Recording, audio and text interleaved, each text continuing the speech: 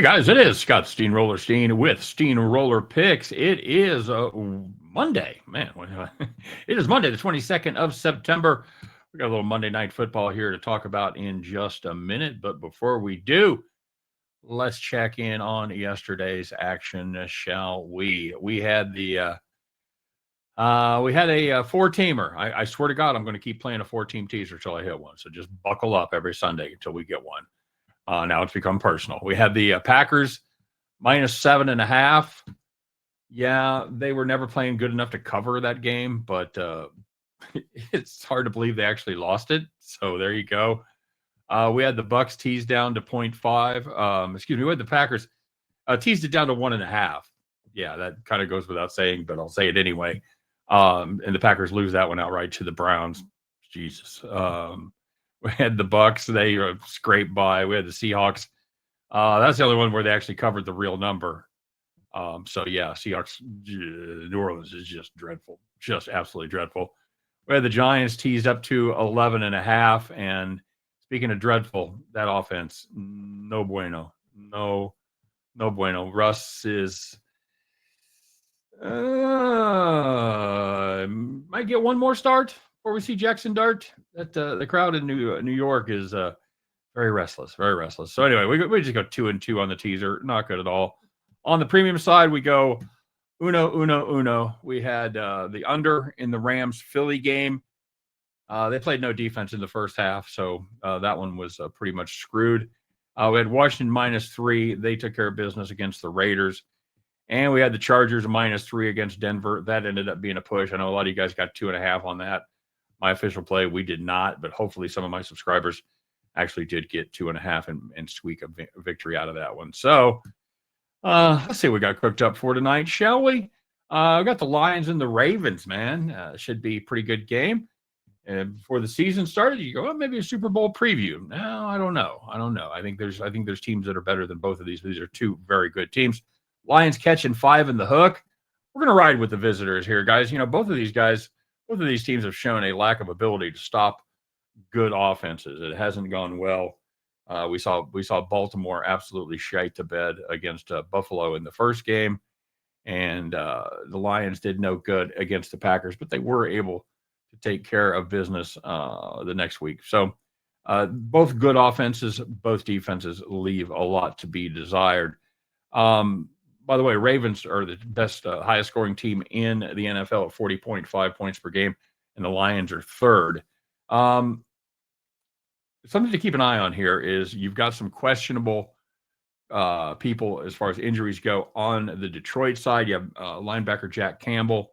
He's the green dot on that team. He is questionable. And you've got your safety Kirby Joseph, and then you've got DJ Reed at the corner. All are questionable.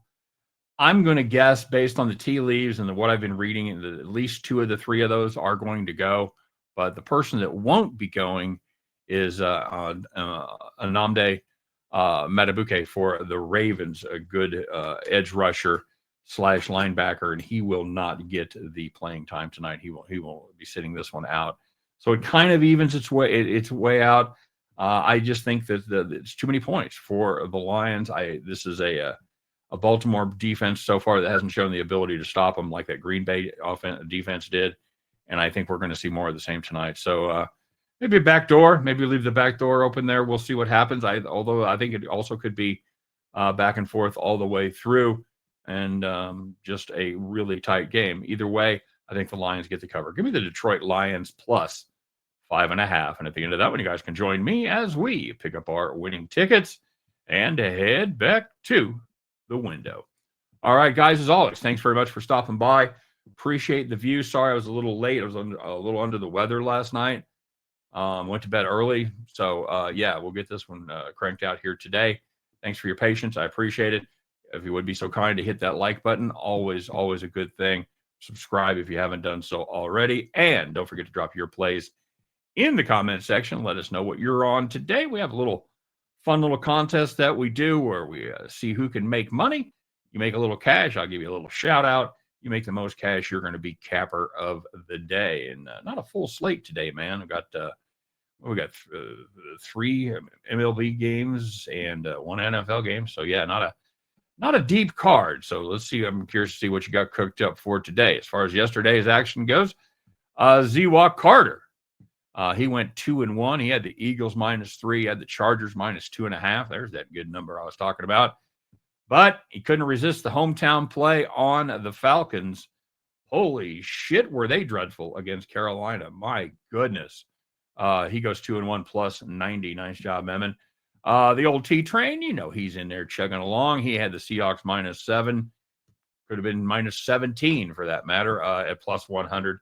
Nice job, T Train. Box of Chocolates, who had been absolutely scorching over the last 3 days, started off well. Had Drake May over 24.5 rushing yards. Had Jonathan Taylor 100+ rushing yards. Then he had Romeo Dobbs anytime touchdown, nope. And he had Puka Nacua anytime touchdown, nope. So Box of Chocolate goes plus 10. 2-2 plus 10. Jonathan Taylor over 100 yards rushing was plus 110. So he ekes out a profit. Hey, man, a profit's a profit. Box of Chocolates plus 10. Nicely done. But we had one gentleman here that put out 4 plays and then played a little half-unit 4-leg parlay. That didn't quite get home. But he had the Browns plus 8.5. He had Tampa Bay -6.5. He had the Colts -5.5. And he had Seattle -6.5. And again, they threw a half unit onto the parlay. So he goes 3-1 on those picks. Missed the parlay, but that's still good enough to go plus 135. It's Tyler Kipfer, everybody. Nicely done, Tyler. No, Tyler won a few days back, and he's notched another one in his belt. So Tyler Kipfer at plus 135. Congratulations, my friend, because you are the capper of the day. Well done to you. Well done to the rest of you guys that made a profit out there today.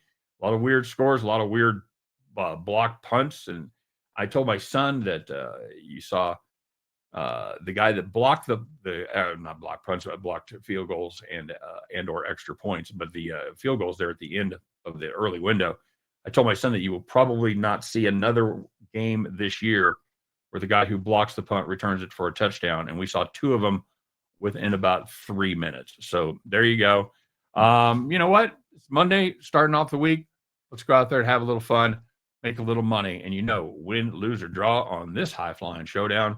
I'll be back tomorrow to talk all about it. Take care, and we'll